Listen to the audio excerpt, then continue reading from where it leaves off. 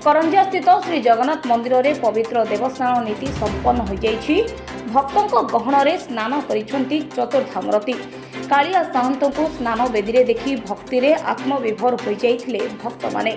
तेबे भोर समय महाप्रभुंकर मंगल आरती सरिबा परे क्रमान्वये गोटी पहंडी हुई बड़ भाई बलभद्र, देवी सुभद्रा, चक्रराज सुदर्शन एवं शेष में महाप्रभु श्री जगन्नाथ को स्नान बेदी को विजे करा जायथिला।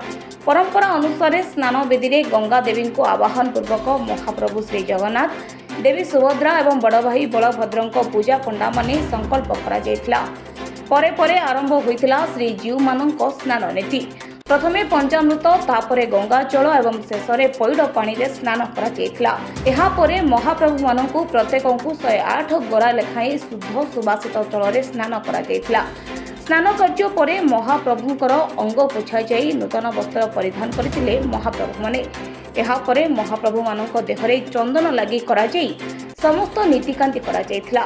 देवनीति संपन्न हेबा परे दिन तमाम भक्तों दर्शन उद्देश्य रे महाप्रभुंको साहण मेला करा जायथिला। जय जगन्नाथ।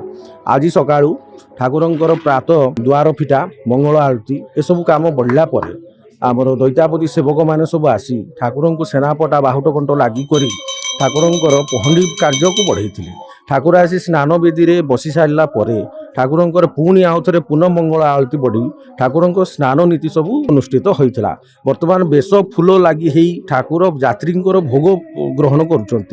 यापर यही भितर आपंकर सकाल धूप भोग उठी सारा पुणी आपंकर भोग मंडप भोग हम तापर हाथी बेश हम हाथी बेश हो सारापर पुणी आउ थे अवकाश नीति बढ़ी ठाकुर माळचूल लगी है भजन कीर्तन हम संध्या बेलू तापर पुणी ठाकुर आपंकर अणसर पिंडी को विजय करेंगे।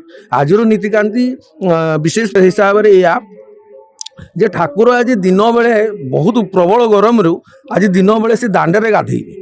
दांडे गाधेला बेले दिन दांडे जो दिन दीपर गाधेबे ज्वर हम ज्वर है से 15 दिन ज्वर रे पड़े।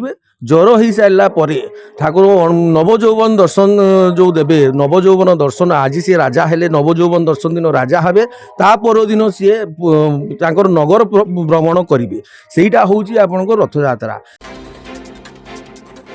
मयूरभंज करंजिया सुमंत पात्र रिपोर्ट, विप्लवी परिक्रमा।